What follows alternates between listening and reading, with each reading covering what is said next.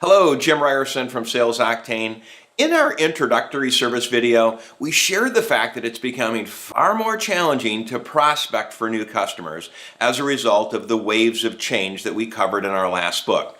Now, in this video, we want to share how you, a service and installation professional, can uniquely identify potential lead sources during the installation and service phase. And this will help generate additional sales and growth for your company, which benefits installation and service.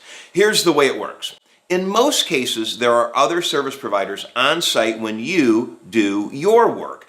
This is certainly the case if your product or service is used during, say, construction or renovation of a physical space. And each one of these other service providers does not compete with your company. Better yet, each of these companies has a salesperson who sold their product or service, and that salesperson also calls on other companies, many of which your sales team would like to engage with. So the essence of this approach is you have the ability to engage with other service providers just like yourself in an effort to grow the sales and opportunity within your company.